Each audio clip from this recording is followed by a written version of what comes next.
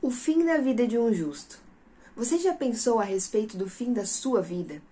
Eu penso a respeito disso.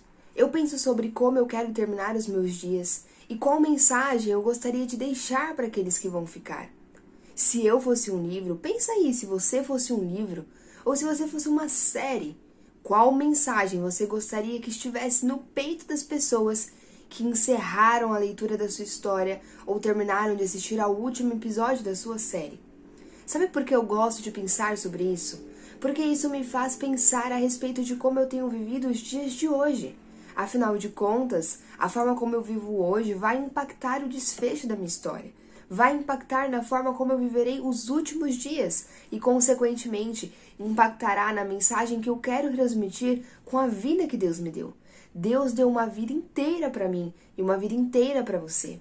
E essa vida precisa comunicar uma mensagem. Qual mensagem você está comunicando? Hoje eu quero te convidar para fazer essa reflexão e o desejo do meu coração é que através do Espírito Santo eu consiga te despertar para uma vida que faz sentido. O meu desejo é te tirar de uma situação de mornidão, uma situação de ser arrastado pelas circunstâncias da vida sem um propósito, sem um desfecho apropriado. O meu desejo é conseguir te despertar e te tirar de uma situação de engano ou de negação que em nada tem acrescentado à sua vida. O meu desejo é que você viva uma vida verdadeiramente com propósito. Uma vida que tem um alto valor e um grande sentido de existir. Para isso, nós vamos avaliar e meditar no final, nos últimos dias da vida de um justo, mas um justo que aparentemente não viveu para a glória de Deus. Hoje nós vamos meditar em Gênesis capítulo 19, do versículo 30 ao versículo 38. Meu nome é Giovana Galego e aqui eu tenho uma missão: ler a Bíblia com você, de capa a capa, de Gênesis a Apocalipse, encontrando Jesus Cristo em cada página. Seja bem-vindo ao livro de Gênesis. Antes de irmos para o texto, deixa eu te dar um aviso. Aqui nesse canal eu posto vídeos novos todas as quartas-feiras às 9 da manhã. Às vezes pode atrasar um pouquinho, mas eu sempre posto às quartas-feiras uma nova mensagem. E essa mensagem, ela acompanha a sequência do livro que nós estamos estudando, que nós estamos meditando, que no caso aqui nós estamos no livro de Gênesis. Então, no último vídeo eu falei a respeito de Gênesis 19, de 1 a 30. Hoje eu vou falar de Gênesis 19, de 30 a 38. E agora eu acrescentei algo, então vai ter uma pequena mudança no canal, que é, a partir da quinta-feira, eu começo a publicar as partes do vídeo da quarta. O vídeo da quarta, que é o vídeo novo, a mensagem nova da semana, costuma ser um vídeo maior. E por conta disso, a partir de quinta-feira, eu vou começar a postar os cortes desse vídeo maior.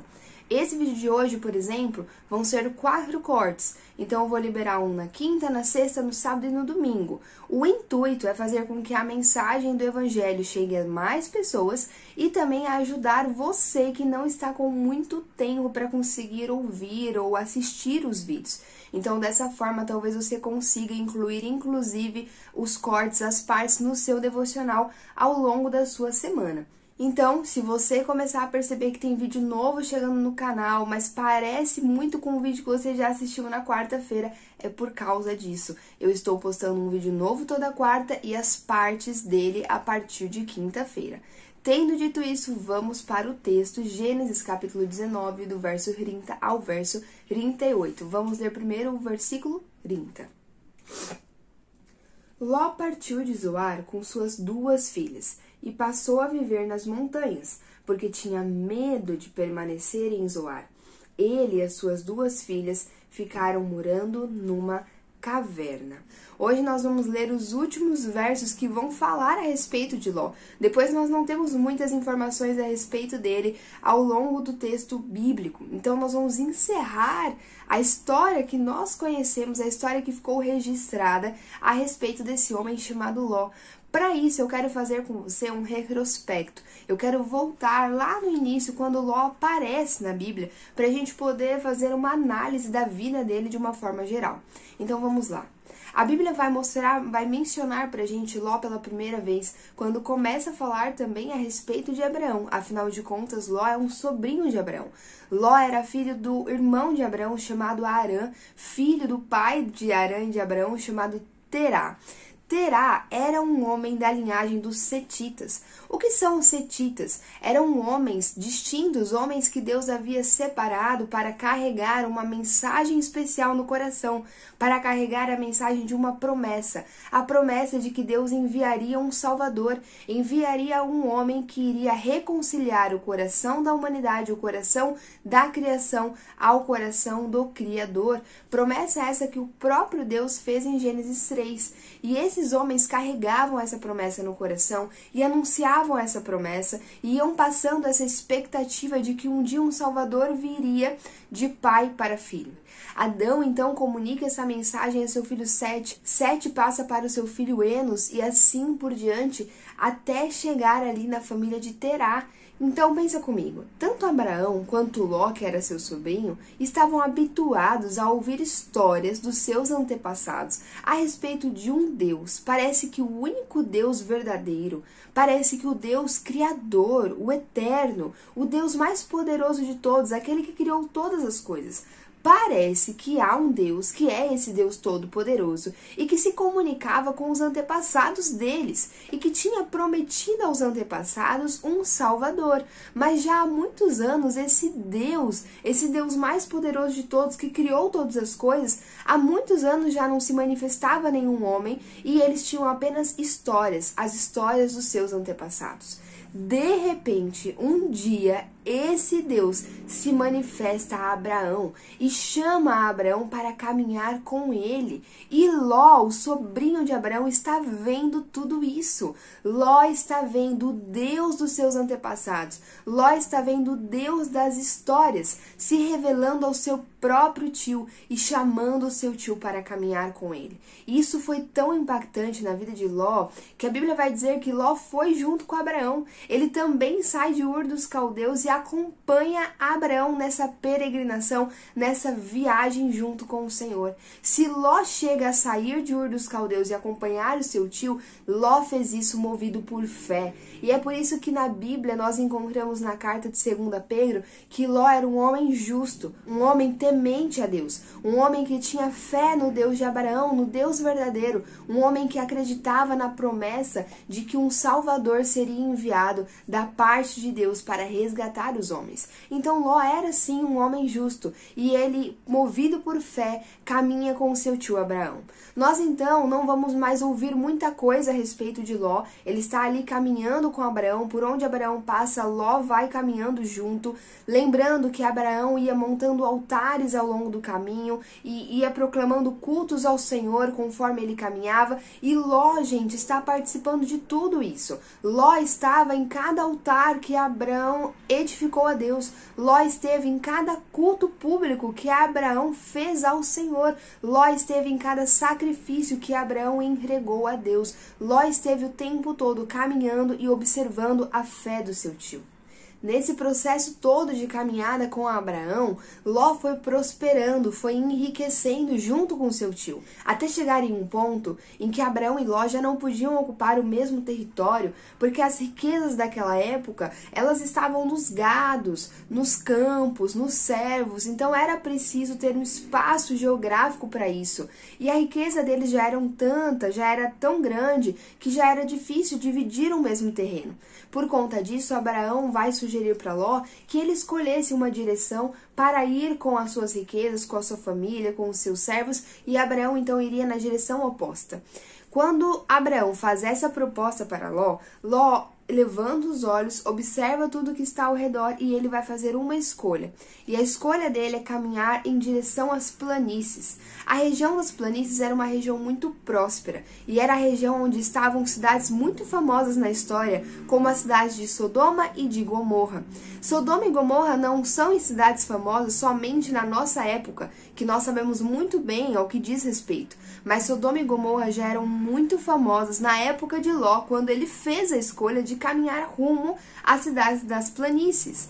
Elas eram muito famosas por vários aspectos. Eram famosas pela prosperidade, por serem cidades ricas, e muito provavelmente foi isso que moveu Ló a caminhar na direção dessas cidades, mas elas também eram muito famosas por causa da sua perversão e imoralidade, porque eram cidades violentas e com práticas horrendas aos olhos do Senhor.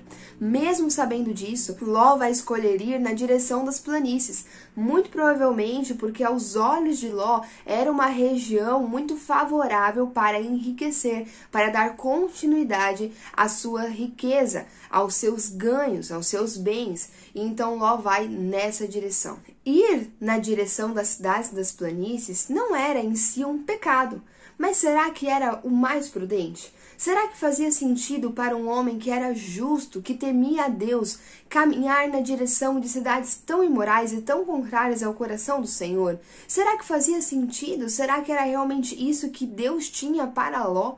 O que eu percebo aqui é que Ló tinha fé, mas a fé dele não influenciava em suas decisões. Será que também não é assim comigo e com você muitas e muitas vezes? Até temos fé em Deus, mas a nossa fé não impacta, não influencia em nada nas nossas decisões, principalmente nas mais pessoais. Bom, Ló foi caminhando rumo às planícies, e o que nós descobrimos no capítulo 19 é que ele não só caminhou em direção às cidades das planícies, mas em Gênesis 19, Ló já está morando dentro da cidade de Sodoma. Gradativamente ele foi se aproximando dessa cidade moral até estar dentro dela. Não bastante, Ló entrou em Sodoma, ele está vivendo em Sodoma e ele deu as suas filhas em casamento para homens de Sodoma, para sodomitas, ou seja, para homens considerados homens perversos e imorais diante de Deus. Tanto é que os maridos das suas filhas, os seus genros, morreram na destruição de Sodoma, porque não acreditaram no alerta que foi dado e ficaram lá para serem destruídos com a cidade. Isso mostra que os genros de Ló não eram boa coisa, mas muito provavelmente tinham as mesmas práticas sodomitas, e Ló permitiu que as suas filhas se casassem com esses homens, fazendo acordos com a cidade, se associando à cidade. Vamos lembrar que na época o casamento, ele era um acordo entre famílias, era uma forma de se associar, de criar vínculo, unindo famílias, unindo contextos, e Ló permitiu que as suas filhas se unissem a esses homens perversos. Ainda assim, a Bíblia diz que Ló era um homem justo e que se atormentava dentro de si com a imoralidade que ele via e ouvia todos os dias. Se a Bíblia diz, isso é uma verdade. Então Ló, ainda que vivesse em um contexto de tanta depravação, essa depravação o incomodava. Não era algo que estava normalizado em sua mente, era algo que ainda o atormentava, porque ele era um homem justo. Significa que interiormente ele era distinto das pessoas que estavam ali, e toda vez que ele via práticas repugnantes aos olhos do Senhor, isso fazia com que o espírito dele se atormentasse e ele não se sentisse bem e confortável ali naquela cidade, porque ele era um homem justo. O único problema é que a tormenta de Ló não era o bastante para impactar em suas decisões. A tormenta de Ló ficava toda presa dentro de si e em nada reverberava em suas práticas, em seu cotidiano e no seu lado externo, no que diz respeito a se posicionar diante daquilo que estava acontecendo. Ló era um homem justo e expressava o caráter de Deus em muitas circunstâncias. Ele parecia muito com Abraão e tinha um comportamento muito semelhante com seu tio, principalmente quando ele recebe os anjos enviados por Deus ali para a cidade de Sodoma. Então sim, ele era um homem justo, mas ele tolerava tudo o que havia de mais perverso e permitiu que isso entrasse em sua casa, entregando inclusive as suas filhas em casamento aos sodomitas. Bom, nós sabemos que as coisas em Sodoma não eram nada boas. E chegou num ponto em que a ira de Deus em relação àquela cidade se tornou completa, chegou ao seu ápice, ao seu limite, e Deus, portanto, enviou um juízo sobre aquelas cidades. Deus decidiu destruir as cidades por causa da sua perversão. Mas Ló vivia ali dentro, e Ló era um justo, lembra? Ló era temente ao Senhor. Respondendo então à intercessão de Abraão, que pede para que Deus não extermine o justo com o ímpio, Deus vai enviar socorro para Ló. Deus vai enviar 2 homens que eram anjos para resgatar Ló da cidade de Sodoma, para que então Deus pudesse destruir a cidade e Ló se mantivesse em segurança. Quando os anjos chegam à cidade, eles vão alertar Ló de que a destruição viria sobre ele e que ele precisava fugir daquela cidade. E o que nós temos? Nós temos Ló hesitando. Parece que alguma coisa prendia Ló àquela vida. Parece que, ainda que Ló fosse justo em seu coração e tivesse fé, tinha algo naquele estilo de vida, naquele modo de viver, naquela cidade, que o prendia àquele lugar, a ponto de fazer com que ele hesitasse diante de um alerta de socorro, de salvação, diante de um alerta de necessidade de fuga, porque a cidade estava prestes a ser destruída. Por causa da hesitação de Ló, os anjos vão tomar Ló e sua família à força e colocar para fora da cidade. E depois disso, eles vão dar orientações para Ló. E uma das orientações é que Ló deveria ir para as montanhas, porque só lá era um lugar de fato seguro para ele estar quando a destruição viesse. Porque a destruição ia acabar com todas as cidades da planície. Por isso, Ló precisava estar nas montanhas. Mas, mais uma vez, nós somos surpreendidos com o justo Ló, que é, mas não parece.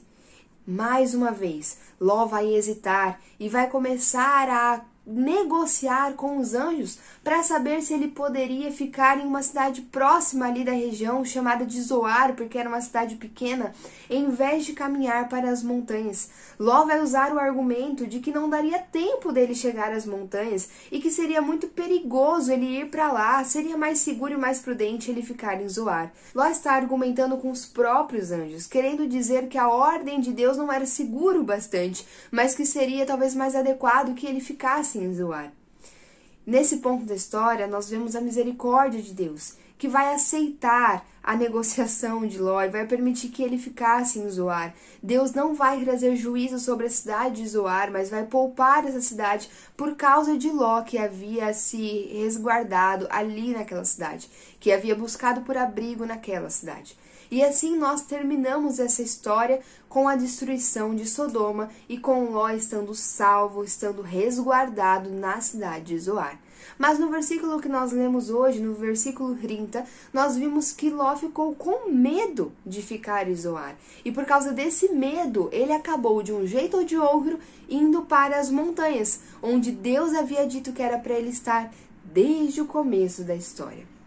Nós estamos aqui diante da soberania divina. O que é a soberania divina? A vontade de Deus é e sempre será feita. Deus é Senhor e aquilo que Ele determina acontecerá.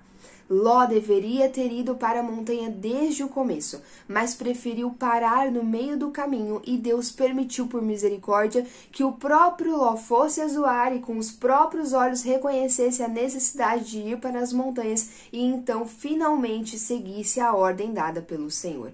A vontade de Deus foi estabelecida porque Deus é Senhor, Deus é soberano.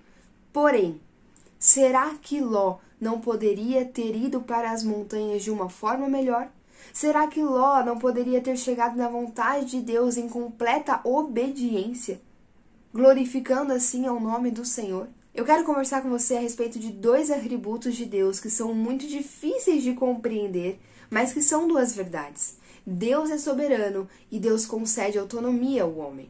Gente, Deus é Deus. Ele é muito maior do que a gente. Isso significa que ainda que a gente possa conhecer a Deus, nós não conseguimos conhecê-lo em sua totalidade por causa da nossa limitação. Então nós conhecemos os atributos divinos, mas temos muita dificuldade de compreender como eles funcionam de forma completa e unidos, caminhando juntos. A nossa mente não compreende. Mas nós precisamos entender que essa é uma verdade e que Deus, sendo Deus, é capaz de agir assim. Deus é o único que consegue ser soberano em tudo e ainda assim conceder autonomia ao homem. Os 2 de forma completa e de mãos dadas. A autonomia humana e a soberania divina caminham de mãos dadas e Deus exerce os 2 em sua plenitude. Como? Eu não sei. Talvez essa seja a resposta que a humanidade tem procurado há anos, mas nós não conseguimos compreender com a nossa mente limitada. E que bom que é assim, porque ele é Deus e de fato precisa ser maior do que nós. Mas saiba disso, ele é soberano, a vontade dele vai ser estabelecida sempre. Não há dúvidas em relação a isso, e por isso podemos descansar nessa verdade, de que a vontade do Senhor será estabelecida, e a vontade de Deus é boa, perfeita e agradável. Então isso é para nós uma fonte de segurança.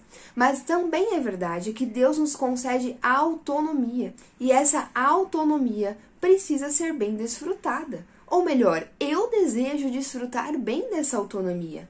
Ló poderia ter chegado na montanha, glorificando a Deus em uma obediência total, mas ele preferiu parar no meio do caminho. Ele preferiu fazer uma pausa em Zoar.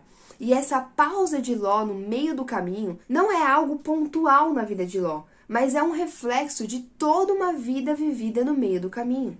Durante toda a história de Ló, você deve ter percebido que o seu comportamento é sempre um comportamento de mas não parece. Ele vai, mas nem tanto. Ele se entrega, mas mais ou menos. Ele caminha junto até que as circunstâncias mudem. Parece que Ló está sendo constantemente arrastado pelas circunstâncias e levado pelos ventos, sejam eles quais forem. Isso faz com que Ló seja um personagem, seja um homem na história bíblica que nos gera dúvida. É ou não é? Pensa aí, quando você lê a história de Ló, quando você leu pela primeira vez, não gerou em você uma dúvida se ele era de Deus ou não era? Sabe aquela perguntinha que a gente faz, isso aí é de Deus? Não sei se isso aí é de Deus não, porque gera uma certa dúvida. Quando nós lemos as histórias dos personagens bíblicos, nós fazemos esse questionamento. Às vezes é instantâneo. A gente pensa, será que esse homem era de Deus? Porque não parece. É óbvio que todos os homens que estão no texto bíblico são homens e por isso eles são falíveis. Eles cometem erros, eles pecam, eles caem e Deus precisa corrigir. Nós estamos vendo isso em todas as histórias. Vimos isso em Noé, vimos isso em Abraão e ainda vamos ver mais erros. Todos os homens bíblicos, por serem homens de carne e osso, gente de natureza pecaminosa, eles vão cair em várias circunstâncias e Deus vai precisar corrigir. Mas parece que existem uns que geram mais dúvida ainda. Porque pensa comigo, ainda que Abraão tenha falhado várias vezes em sua história, eu não tenho dificuldade de olhar para Abraão e enxergar nele um homem de Deus. Davi cometeu erros horrendos, Davi adulterou, Davi forçou a relação sexual com uma mulher, Davi matou o marido dessa mulher com quem ele se deitou, Davi cometeu erros horrendos. Mas quando eu leio a história de Davi, eu não tenho dificuldades de entender e de aceitar que Davi era um homem de Deus. Ao contrário, eu lembro de Davi como um homem segundo o coração de Deus. Mas com Ló é diferente. Quando eu leio a história de Ló, quando eu chego no final da sua história, eu penso, será que esse homem era de Deus? E para conseguir encontrar essa resposta, eu preciso me apoiar em um outro texto bíblico que está em 2 Pedro, que me afirma que sim, ele era um homem justo. Mas a vida desse homem me faz questionar isso. A vida desse homem me faz duvidar se de fato ele tinha fé nesse Deus. Isso porque Ló vivia em cima do muro. Ele era, mas não parecia. Ló lutava com a passividade. Ló lutava com a omissão. Faltava em Ló uma força de vontade para se posicionar diante das circunstâncias. Faltava em Ló posicionamento. Faltava em Ló coragem e ousadia para se entregar por completo a Deus. Percebam, na história de Ló, nós vemos um certo silêncio de Deus em relação a ele. Nós não vemos Deus tratando com Ló, se relacionando com Ló. Existe um certo silêncio, porque Ló está constantemente em cima do muro, ele não tem um relacionamento de intimidade com o Senhor, ele está apenas seguindo o fluxo e sendo levado pela vida, e esse acaba sendo o legado que ele deixou. E quanto a mim e a você? Será que estamos em cima do muro? Será que estamos constantemente parando no meio do caminho? Deus tem nos pedido uma entrega total, mas estamos entregando parcialmente. Deus tem colocado em nossas mãos a possibilidade de escolhermos por uma direção e estamos escolhendo conforme os olhos humanos, os olhos da carne e não os olhos da fé. não estamos deixando a nossa fé interagir, não estamos deixando a nossa fé influenciar nas nossas decisões e nas nossas escolhas.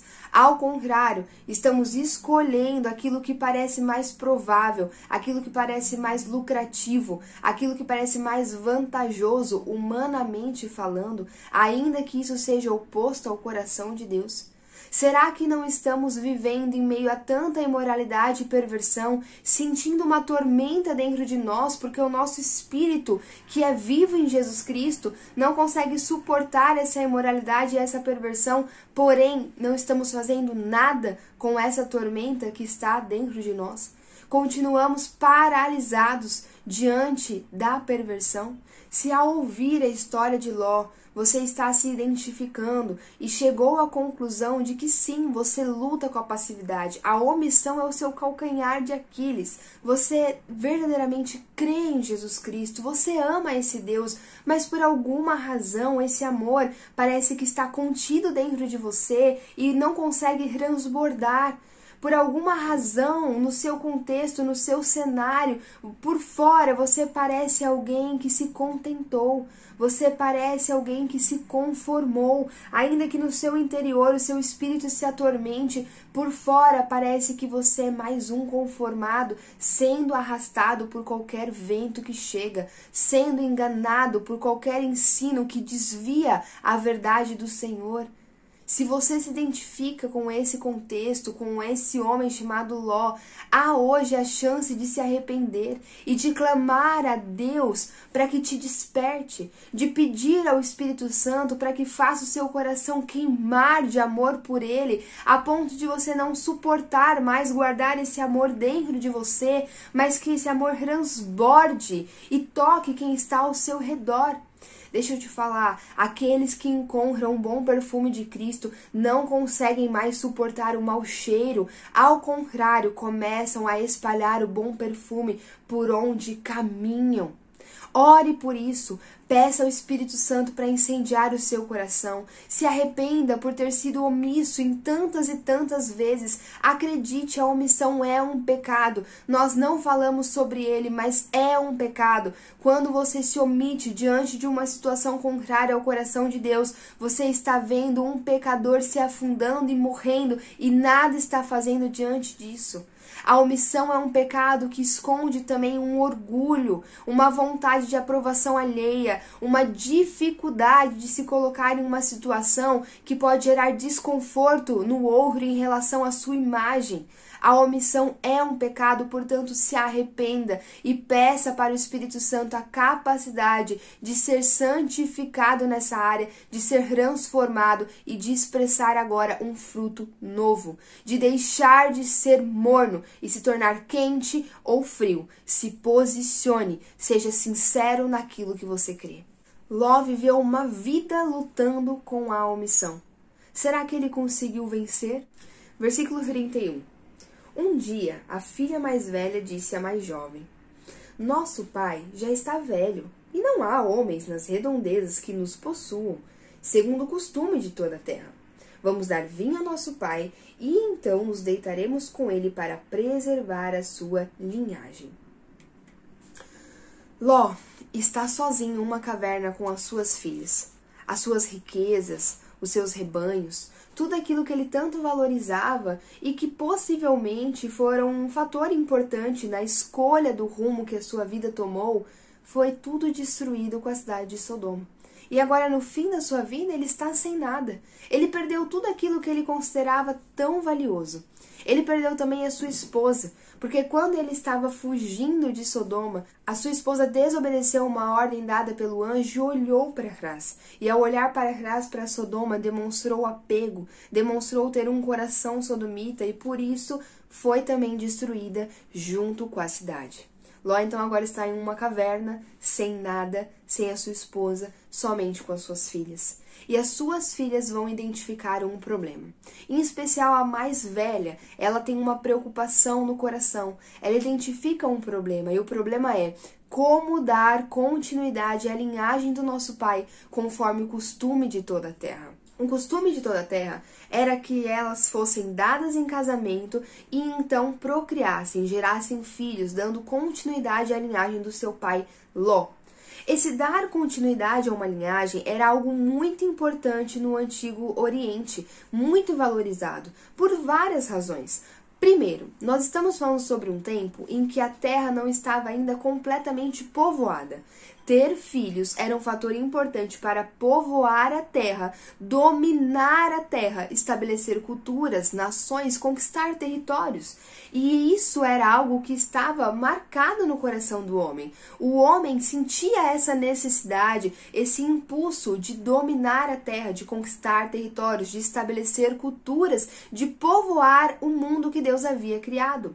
Lembra que isso foi um mandamento, uma ordem dada pelo próprio Deus lá em Gênesis 1, para que o homem se multiplicasse, dominasse sobre a terra, estabelecesse cultura, formasse sociedade. Esse era um mandamento dado por Deus, tanto a ímpios quanto a justos, porque Deus deu esse mandamento, deu essa ordem quando ele criou o homem e a mulher, antes mesmo que houvesse pecado. E ele permaneceu com essa ordem sendo dada em Gênesis 9, lá na história de Noé, mesmo com o homem pecador. Então esse mandamento ele está tanto sobre justos quanto ímpios. E é por isso que os homens, as pessoas daquela época, eles tinham esse entendimento claro de que era necessário se perpetuar pela terra, ocupar a terra, estabelecer cultura. E isso tinha sido colocado pelo próprio Deus, esse ímpeto, esse desejo tinha sido colocado pelo próprio Deus no coração deles. Outro fator importante é que nós estamos falando sobre um tempo na história em que o entendimento a respeito da vida pós-morte, ele era muito escasso. Nós temos o nosso patriarca, o nosso pai Abraão, que contemplava a pátria celestial, mas de forma geral não se tinha entendimento a respeito disso. O entendimento era que uma vez que morreu, acabou, não tem mais nada. E, portanto, ter um filho era uma forma de se tornar eterno sobre a terra. Era uma forma de levar o seu nome adiante. E não só o seu nome, mas aquilo que você tinha conquistado, o seu entendimento, a sua mensagem seria propagada no futuro por causa dos seus filhos. E ainda que hoje nós tenhamos uma ideia mais clara a respeito de que existe uma ressurreição, existe uma vida eterna com Deus, a Bíblia vai nos dar esse mandato de criar família, de formar família, de se multiplicar. E a Bíblia vai dizer que os filhos são herança do Senhor, que são como uma flecha na mão de um guerreiro, que ao enviar a sua flecha, essa flecha vai além. Isso diz respeito ao legado, à propagação de uma cultura.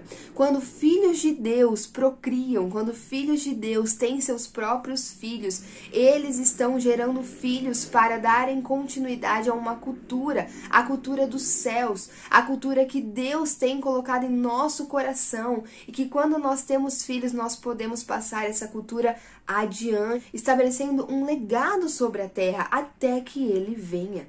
Uma outra razão para que o povo do Antigo Oriente tivesse muito claro em sua mente essa necessidade de dar continuidade à linhagem era a questão de que suas riquezas não estavam em uma conta bancária, mas as riquezas estavam espalhadas entre o gado, entre os servos, entre os metais que eles tinham, os metais preciosos, e portanto era preciso ter alguém para cuidar disso e dar continuidade.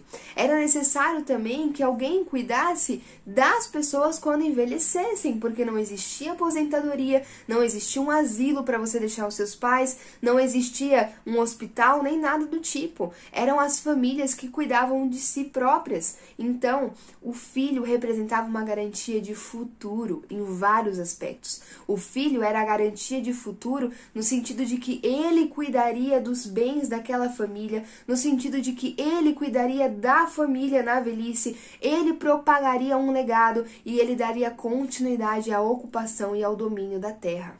E de forma mais específica ainda, em relação às mulheres, ter um filho era uma garantia de sustento, era uma forma de garantir que o futuro dela estava resguardado, porque no caso de faltar o marido, do marido vir a falecer, ela tinha o filho para lhe dar sustento, para lhe dar abrigo.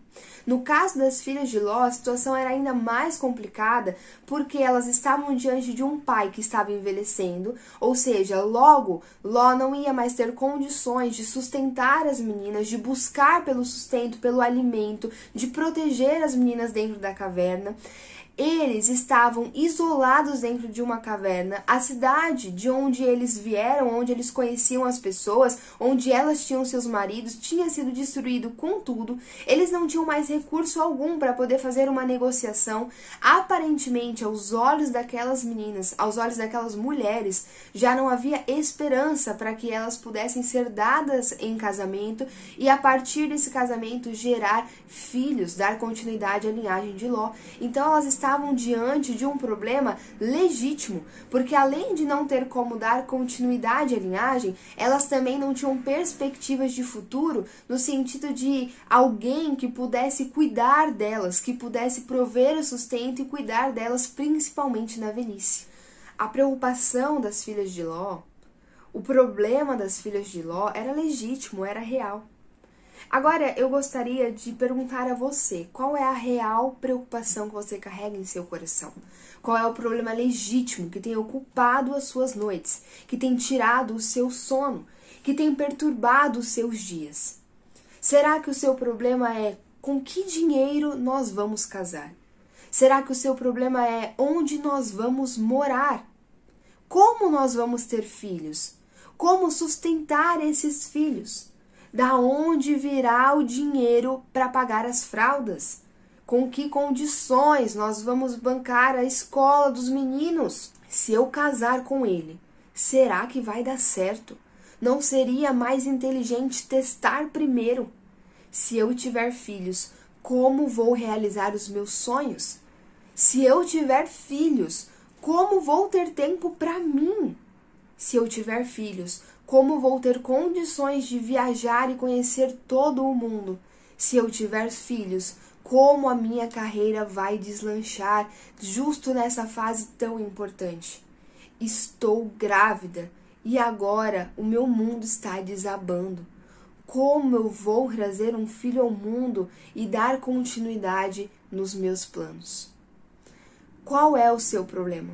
Qual é a sua preocupação que tem ocupado seus dias? A preocupação das filhas de Ló estava relacionada a manter a linhagem do pai, conforme o costume de toda a terra.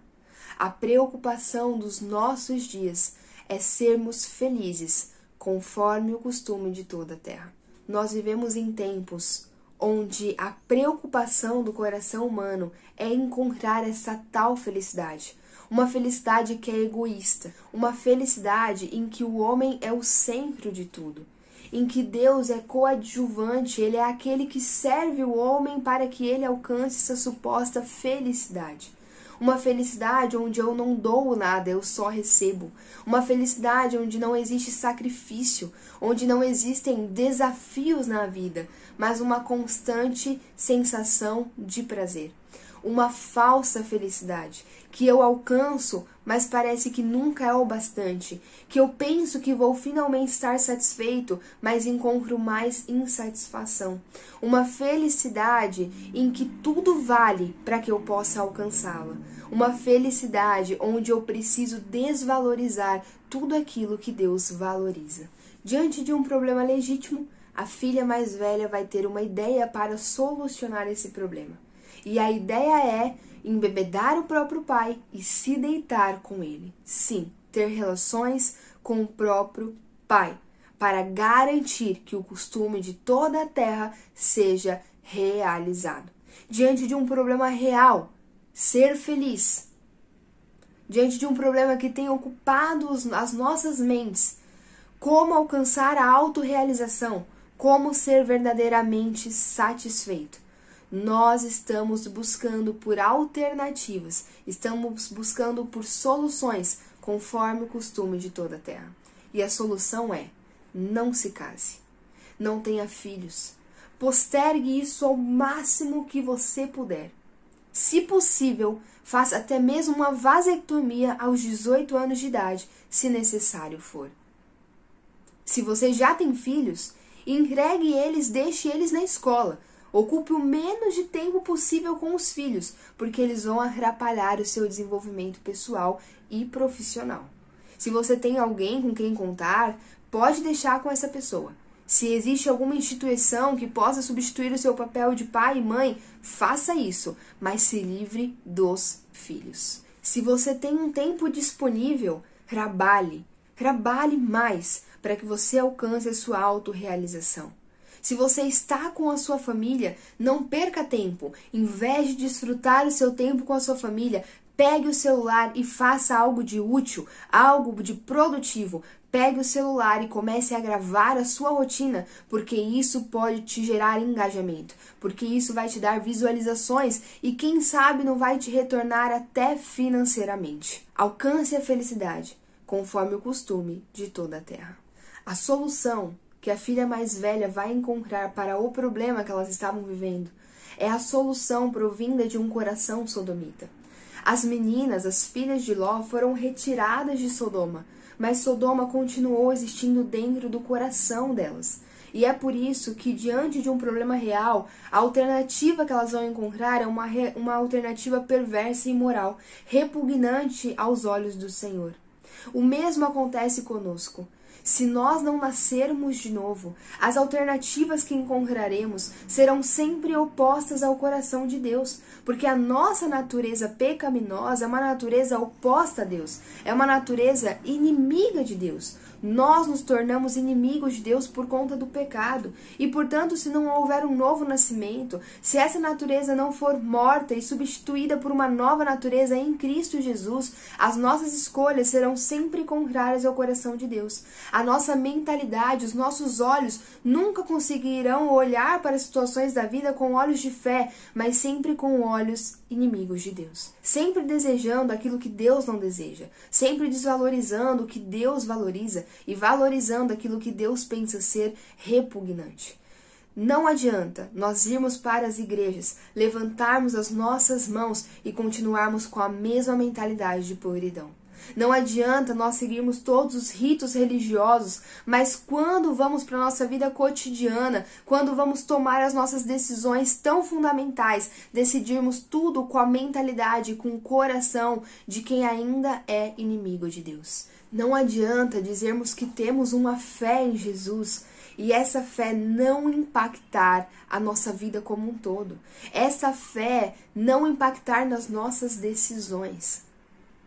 É preciso nascer de novo. Jesus disse isso a Nicodemos: para ver a Deus é necessário nascer de novo, não existe outra forma.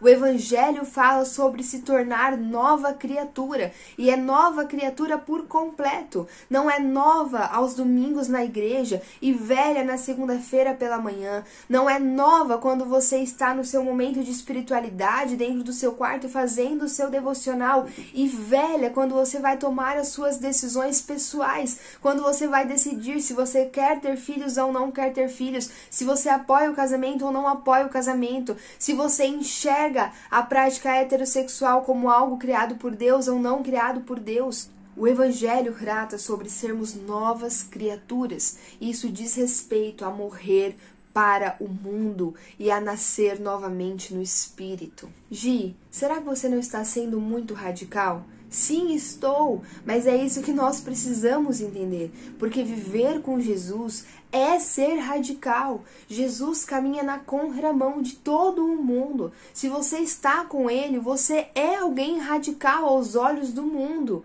Se você não está sendo radical aos olhos do mundo, se aqueles que não vivem com Cristo olham para você e super se identificam, não tem nenhum ponto de divergência, então eu preciso te avisar, você não está caminhando com Jesus. Gi, mas você disse que os problemas eram legítimos. O que nós vamos fazer com eles?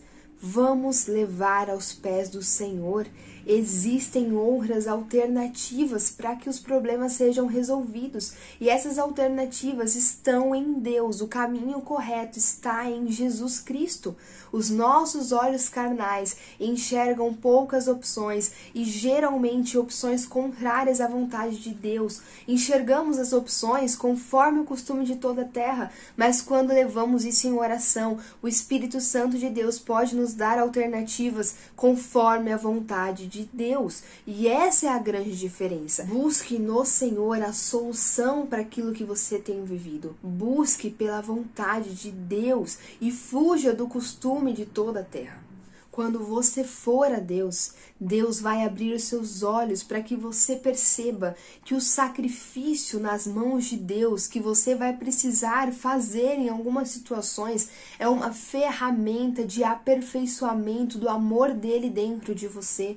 Você vai descobrir que o sofrimento e a dor são ferramentas que te tornam mais forte no Senhor. Você vai descobrir que os desafios da vida para aqueles que estão em Deus são motivo de gratidão, porque nos aperfeiçoam no caráter de Cristo. Você vai encontrar alternativas que nunca cogitou antes, porque o Espírito Santo abrirá a sua mente, abrirá os seus olhos para que você viva conforme a vontade de Deus. E aí, será que as filhas de Ló tiveram a coragem de colocar em prática esse plano? Vamos ver? Versículo 33. Naquela noite deram vinho ao pai, e a filha mais velha entrou e se deitou com ele. E ele não percebeu quando ela se deitou, nem quando se levantou.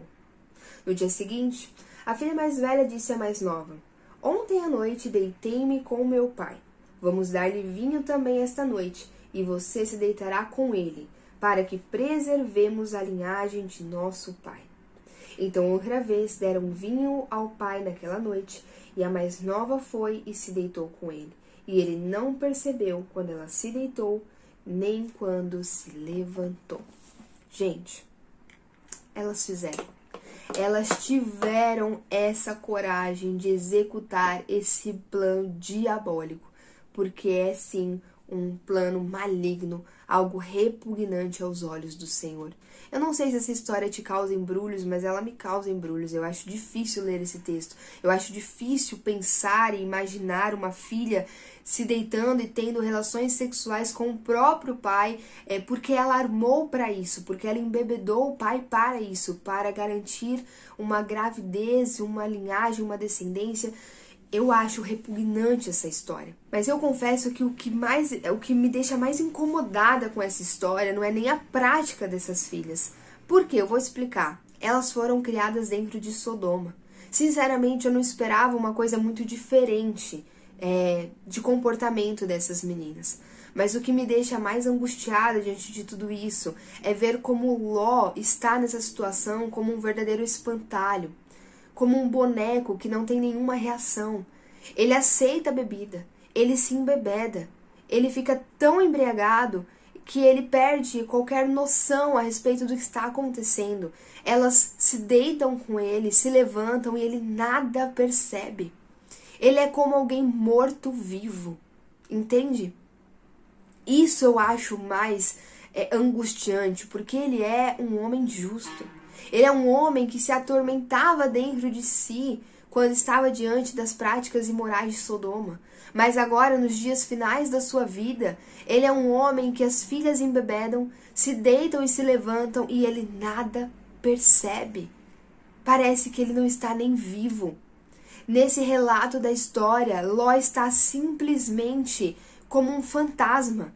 Nós não temos uma manifestação dele. Ele não é um personagem ativo. Ele é simplesmente um objeto. Alguém que foi usado pelas filhas para chegar a um lugar, a um objetivo que elas tinham. Era óbvio que as filhas de Ló sabiam que Ló não aprovaria essa prática. Ele jamais aceitaria viver aquilo que elas estavam planejando, porque Ló era um homem justo e é por isso que elas vão precisar embebedar o pai para poder colocar o plano em ação. Mas Ló vai aceitar a bebida. Ele não vai colocar limites, ele vai se permitir se embriagar. E o final da história dele é um homem completamente sendo levado por uma situação de perversão. A passividade, a omissão de Ló fizeram com que a perversão e a imoralidade entrassem dentro da sua casa e tocassem nele. Gente, eu quero aqui aproveitar para chamar a sua atenção, você que é pai, você que é mãe, você que é um líder em uma igreja, em uma equipe, você coordena um grupo. Cuidado com a omissão. Cuidado com essa preocupação em ser o cara legal, em ser o cara bonzinho, em ser aquele que não se opõe a nada e nem a ninguém e tem deixado a imoralidade, a perversão passar diante dos seus olhos como se não tivesse problema algum.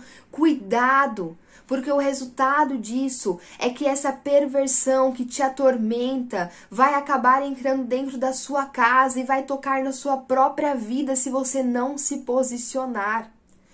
Pais, será que não estamos entregando nossos filhos para serem criados por Sodoma? As filhas de Ló foram criadas e educadas dentro de Sodoma. As filhas de Ló foram dadas em casamento para homens sodomitas. Ló não se posicionou, ele era um justo que não compartilhou a fé dele com a família. A fé de Ló morreu com ele. As filhas não conheceram o Deus de Abraão, ao contrário. Conheceram tudo aquilo que era repugnante aos olhos desse Deus e viveram dessa forma. Será que não estamos privando nossos filhos de conhecer o único e verdadeiro Deus? O Deus que nós conhecemos, o Deus com quem nós nos relacionamos, o Deus ao qual temos o privilégio de amarmos e de nos relacionarmos em plena intimidade. O Deus que é o Criador de todas as coisas, o Deus que é aquele que provê o nosso sustento, que é o nosso amigo, que é o nosso refúgio, que é a nossa fortaleza. E simplesmente esse Deus que é tudo, nós não estamos oferecendo aos nossos filhos, mas estamos privando eles da fé verdadeira. E por que estamos fazendo isso? Por medo de sermos os pais chatos? Por medo de impormos os limites? Por medo de sermos chamados pelas pessoas nas redes sociais ou por quem está ao nosso redor de autoritários? De pais que estão educando mal seus filhos? Que não estão seguindo uma educação positiva? Que não estão educando seus filhos conforme o costume da terra, conforme aquilo que é bom aos olhos do mundo, com medo do julgamento? Será que não estamos entregando nossos filhos para serem criados por Sodoma, porque as nossas mentes já foram contaminadas por aquilo que nós achamos que realmente faz sentido nessa vida, que é ter uma boa carreira, que é ser uma pessoa com sucesso profissional, que é ser produtivo e gerar bastante renda? Sabe por que eu estou dizendo isso? Muitos pais que podem estar mais tempo com os filhos, estão deixando seus filhos na escola por horas e horas, e essas crianças passam muito mais tempo com os seus professores, com os seus materiais didáticos, do que com os seus pais, conhecendo a vida real, conhecendo a fé que os pais carregam no peito. E sabe qual é a consequência disso? É que os nossos filhos estão sendo educados pelas escolas, estão sendo educados pelos professores, estão sendo educados pela internet, pelo TikTok, pelo Instagram, pelo YouTube, menos por nós. E o que vai acontecer é que lá no futuro, às vezes nem precisa ir tão para o futuro, mas nós vamos olhar para os nossos filhos e nós começamos a ver neles atitudes e comportamentos que em nada tem a ver com aquilo que nós educamos, com aquilo que nós passamos e transmitimos, e nós não entendemos o porquê. Porquê, da onde isso veio? E eu preciso te alertar que isso veio da educação que ele recebeu. E a educação que ele recebeu não é aquela que você pensa, mas é onde você tem deixado ele. É onde ele tem recebido informação. É o local que tem moldado a mente do seu filho. É assim que o seu filho tem sido criado, tem sido educado. Talvez você pense, Gi, mas eu não tenho o que fazer, eu preciso trabalhar, eu preciso deixar meu filho em algum lugar, eu não tenho ajuda, eu não estou aqui para colocar peso sobre você. O que eu já disse no tópico anterior, busque em Deus soluções. Talvez dentro da sua realidade, realmente você precise deixar seus filhos mais horas no colégio. Você precise contar com esse apoio, com esse suporte, porque você não tem outra alternativa. Mas será que você não consegue separar 15 minutos do seu dia para pastorear o coração do seu filho e intencionalmente sondar e saber o que está acontecendo ali dentro? Descobrir o que ensinaram para ele, o que falaram, o que gerou raiz nesse coração, para que você possa cuidar, para que você possa apresentar a sua fé a ele. Será que nós não temos 5 minutos para orar pelos nossos filhos? Para pedir que o Senhor derrame a graça dele sobre os nossos filhos? Para clamar para que o Senhor os alcance? Para que o Senhor tenha um encontro pessoal com eles? Para que o Senhor faça deles seus amigos? Será que não temos esse tempo? Vamos levar essas questões a Deus. Vamos perguntar a Deus o que nós podemos fazer, quais estratégias Ele tem para nos dar, o que Ele deseja de nós como pais, o que Ele deseja de nós como líderes, que posicionamento Ele deseja da nossa parte. Por fim, eu acredito que nós estamos entregando os nossos filhos para serem criados por Sodoma. Porque no fundo do nosso coração, nós ainda acreditamos que Sodoma é o melhor lugar para eles estarem. Eu sei que parece absurdo o que eu estou dizendo, mas não é tão distante assim da nossa realidade. Ló muito provavelmente foi para Sodoma porque era uma cidade próspera, porque era uma cidade que tinha condições favoráveis para ele enriquecer. Muitas vezes nós estamos fazendo nossos filhos percorrerem um caminho favorável para que eles enriqueçam, porque no fundo do nosso coração nós acreditamos que isso é o que realmente vale, que isso é o que realmente importa.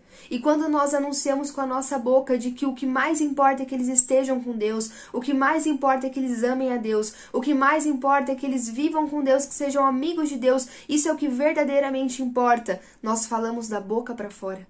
Porque a partir do momento em que o Senhor pedir para você renunciar uma carreira, que o Senhor pedir para você renunciar os seus recursos, que o Senhor pedir para você renunciar a sua fama, o seu nome entre os homens, talvez Ele obtenha de você uma resposta negativa. E é por isso que muitas vezes quando nós olhamos para os nossos filhos, nós queremos que eles sejam bem-sucedidos aos olhos dos homens, porque no fundo do nosso coração isso é o que importa para nós. Se nós realmente achássemos que o que importa é sermos amigos de Deus, é verdadeiramente caminharmos com Deus, nós conduziríamos os nossos filhos em outra direção, ainda que isso custasse sacrificar algo que diante dos homens é importante demais. E é por conta disso que eu quero terminar este tópico te fazendo uma proposta, te convidando para ter um real encontro com Jesus Cristo.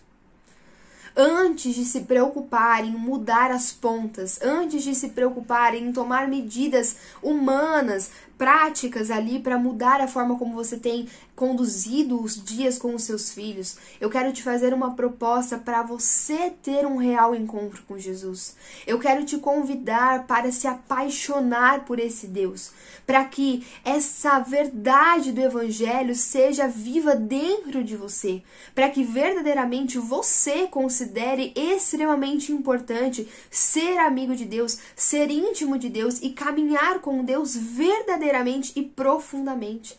E quando você tiver esse encontro profundo com o Senhor, essa transformação de mentalidade, naturalmente isso vai refletir na forma como você tem conduzido e criado os seus filhos. Portanto, venha a Cristo, viva uma fé verdadeira, viva uma fé que te muda de verdade, que não é só da boca para fora, mas que é viva e poderosa. Encontre esse Jesus, almeje esse Jesus, tenha sede e fome por esse Jesus. Reflita sobre o propósito da sua vida. Reflita sobre a sua fé, sobre o que de fato você crê e na forma como você tem conduzido os seus dias. E pense se está conectado. E pense se tem a ver, se está alinhado. Faça essa autoanálise, peça ao Espírito Santo para sondar o seu coração e trazer à luz essas respostas para que você possa se arrepender e corrigir, alinhar o seu coração ao coração de Deus. Caso você que esteja assistindo o meu vídeo esteja pensando assim, eu fiz tudo errado. Eu criei os meus filhos completamente errado, não tem mais tempo, meus filhos já cresceram e agora não tem mais chance. Eu quero te trazer a esperança de que nós servimos a um Deus que é redentor. Nós servimos a um Deus que corrige as coisas, que pode fazer nova todas as coisas e que não há impossível para o nosso Deus. Nós não somos deterministas, gente. O mundo diz que uma vez que você fez dessa forma, está determinado, o seu futuro está condenado. Mas Jesus Cristo diz que não, que nele há esperança, que ele faz nova todas as coisas. Existe perdão, existe mudança de rota em Jesus. Então tenha esperança, interceda pelos seus filhos. Ainda que nós tenhamos sim a responsabilidade de educar os nossos filhos, de caminhar com eles no caminho, de andar com eles em Deus juntos, eles vendo o nosso exemplo, sim, essa é uma responsabilidade que Deus concede a nós e existe uma promessa nisso, mas a salvação de um ser humano é pela fé e isso é uma obra da graça de Deus. Isso é uma obra do Espírito Santo que sopra no coração de um indivíduo, convencendo ele de que Jesus Cristo é Senhor. Portanto, tire esse fardo das suas costas. Você não pode converter ninguém. Só o Espírito Santo pode fazer isso. O que você pode ser é um canal.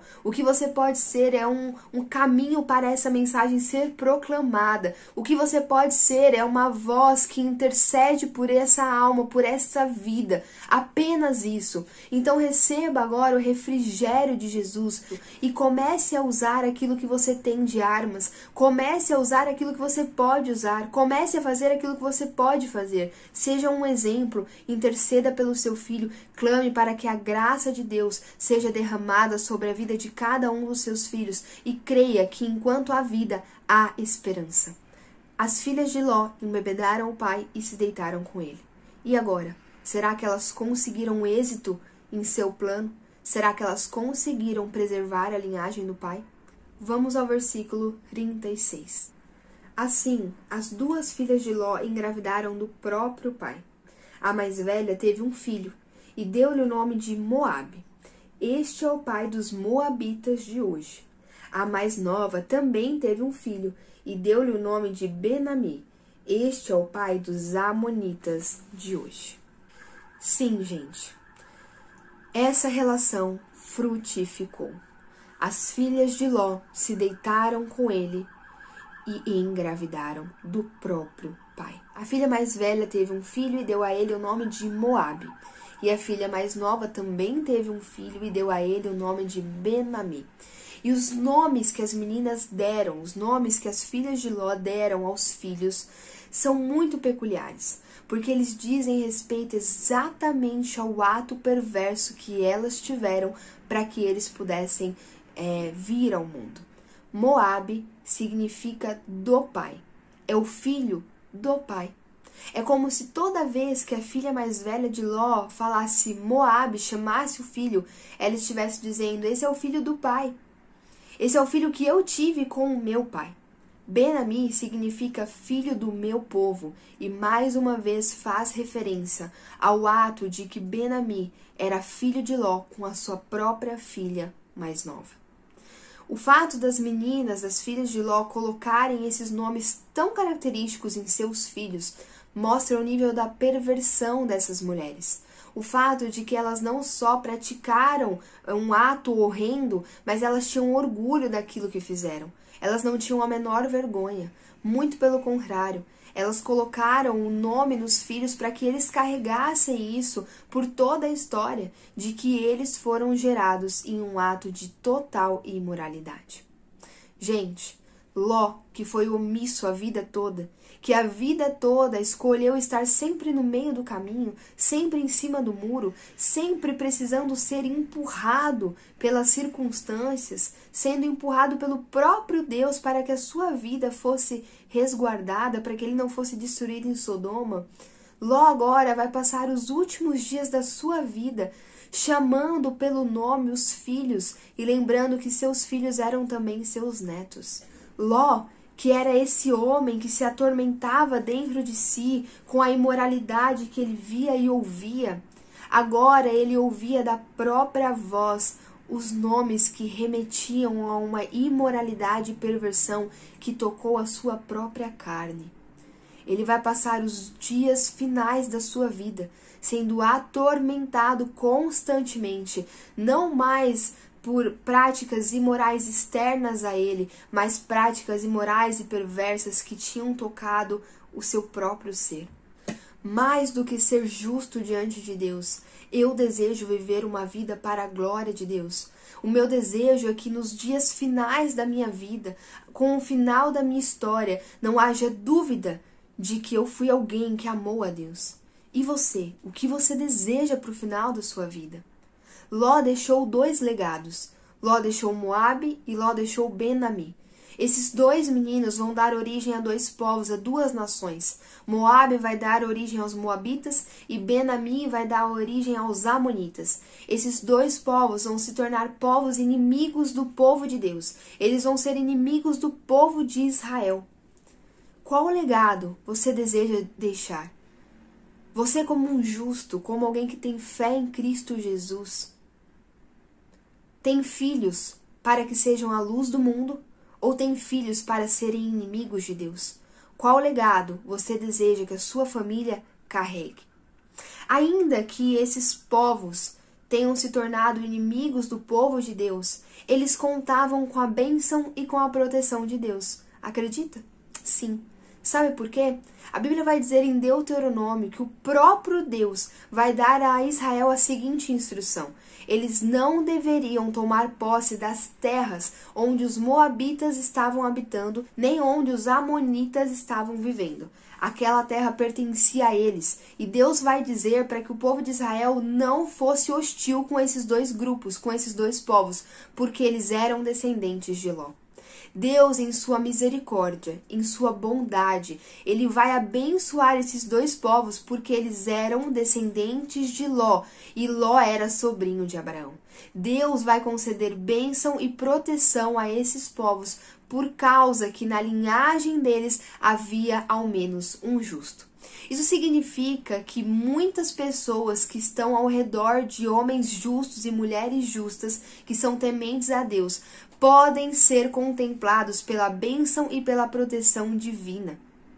Isso significa que talvez você tenha sido ao longo da sua vida contemplado pela bênção e pela proteção divina por causa da oração de um justo que intercede por você, por causa da oração de alguém que tem pedido para que Deus o abençoe e o proteja, e Deus, em sua misericórdia, amor e bondade, tem respondido à oração desse justo.